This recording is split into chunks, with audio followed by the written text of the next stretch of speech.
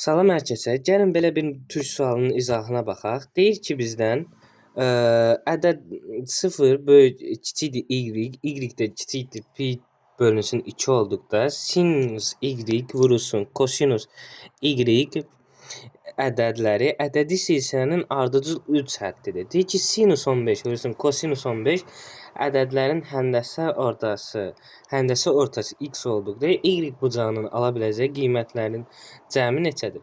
Ümumiyyətlə, əgər həndəsi orta deyirsə, x bərabərdir. Biz yazmalıyıq ki, sinus 15 vurulsun kosinus 15. Sinus 15 vurulsun kosinus 15. Və sonra yazırıq ki, sonra bunu kvadrata yüksəlsək hər tərəfi, x-in kvadratı bərabər olmalıdır sinus 15 vurulsun kosinus 15'ə. İndi biz buradan düstur çıxartmaq üçün hər tərəfi də 2-yə vurmalıyıq. 2x-in kvadratı vurulsun 2 vurulsun sinus 15 vurulsun kosinus 15'ə bərabər olmalıdır. Biz yəqin ki 2-ni də vurduq, bəli. Düsturdan da belə gördüyünüz kimi, siz də hamınız bilirsiniz ki, 2x-in kvadratı bərabər olmalıdır. Bu ümumiyyətlə bir düsturdur. Bu da deyəsən sinus, elə bir ki 2 alfanın düsturudur. Sinus burada 15 olduğu üçün sinus bərabərdir 30'a. Sinus 30 dərəcəyə bərabər olmalıdır. Və bəli, sonra da x-in kvadratı bərabərdir. 2-ni o tərəfə keçirək. Sinus 30 bölünsün 2-yə. X-in kvadratı da indi elə bir ki sinus 30 nə deməkdir? 1 bölünsün 2 deməkdir. X-in kvadratı da bərabərdir. 1 bölünsün 2 bölünsün deməli sinus 30 bəli 1 bölünsün 2 deməkdir və buradan da elə bir ki vursaq 1 bölünsün 2 çünki o şey elədi. X-in kvadratı bərabər olmalıdır 1 bölünsün 4'ə. Deməli x də bərabər olmalıdır 1 bölünsün 2'yə.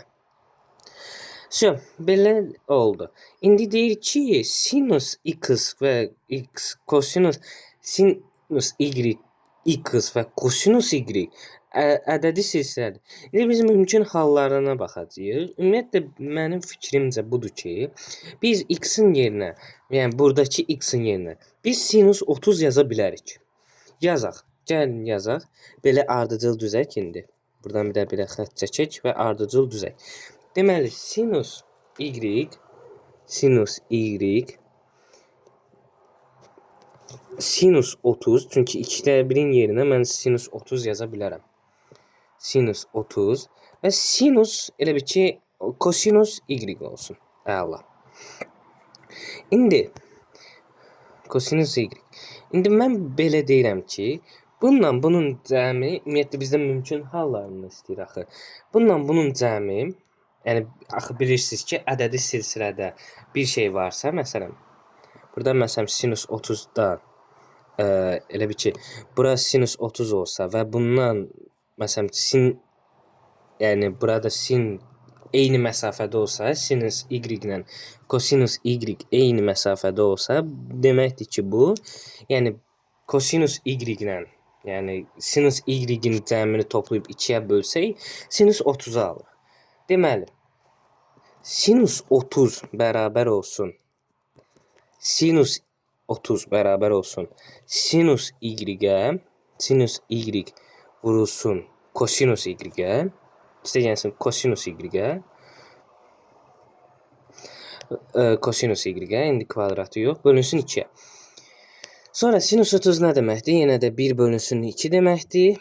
Sinus y vuru üstə gəlsin kosinus y. Kosinus y bərabərdir. Bölünsün 2'yə. Bundan bu gedər. Sinus y üstə gəlinsin kosinus y bərabər olmalıdır 1'ə. Sonra heç nə. Deməli, sonra altdan yazacağım. Buradan elə bir ki. Sinus y üstə gəlsin kosinus y bərabər olmalıdır 1'ə. Ondan sonra biz onu kvadrata yüksəldə bilərik də. Gəlin kvadrata yüksəldək bir dənə.